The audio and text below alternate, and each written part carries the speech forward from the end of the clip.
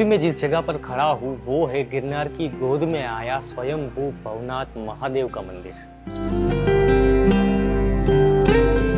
और यह भवनाथ महादेव मंदिर का शिवलिंग स्वयंभू प्रकट हुआ है। वेदव्यास जी ने अपने स्कंद पुराण में भी इस मंदिर से जुड़ी लोक वायका को विस्तृत से लिखा हुआ है।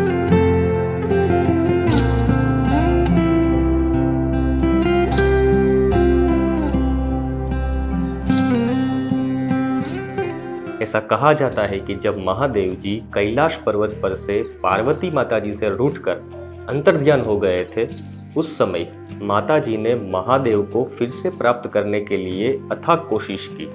जब कोई भी देवता इसका हल बताने में समर्थ नहीं थे, तब माता जी महर्षि नारद के पास गए।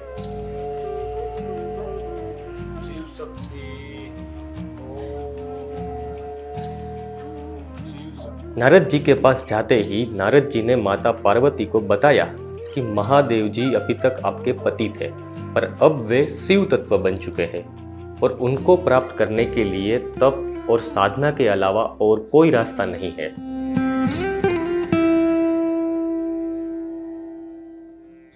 नारद जी की ये बात सुनकर माता जी ने पूछा कि ऐसा कौन सा स्थान है जहां पर मैं तप साधना करूं तो महादेव जी प्रसन्न हो और मुझे प्राप्त हो जाए।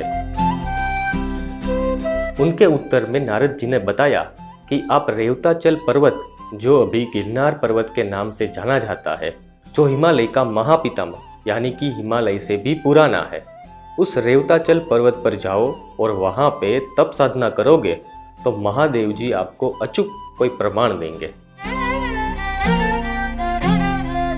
नारद जी की ये बात सुनकर माता पार्वती गिरनार पर आकर तप साधना करने लगे और उनके साथ 33 करोड़ देवी देवताओं भी जुड़े। उनकी ये तप साधना से प्रसन्न होकर महादेव जी ने अपना मृग चर्म फेंका और जहां पर यह मृग चर्म गिरा उस जगह पर एक मंदिर बनाया गया, जिसका नाम वस्त्रापथेश्वर महादेव रखा गया।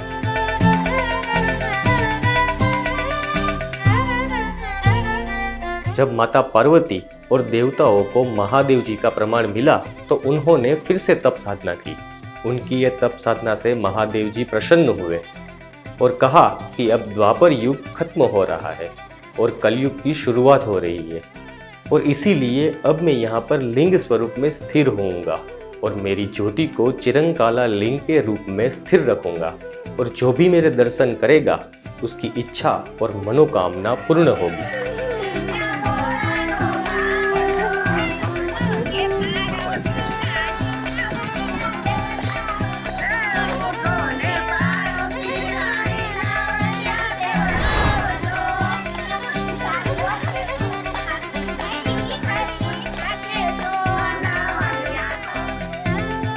भवेश्वर नाम से जाने जाने वाला यह मंदिर समय के साथ आज भवनाथ महादेव के नाम से जाना जाता है।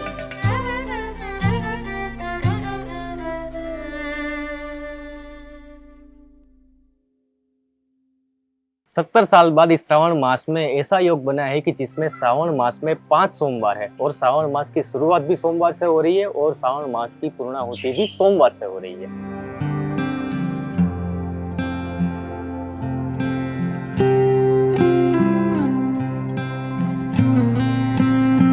ये जो कुंड आप देख रहे हो वो कुंड का नाम है मृगी कुंड, जिसका निर्माण उज्जैन के चंद्रवंशी राजा भोज ने किया था। और ये कुंड के पीछे की कहानी कुछ ऐसी है कि एक बार राजा भोज ने एक मृग कन्या को देखा और राजा भोज को उस कन्या के साथ विवाह करने की इच्छा हुई।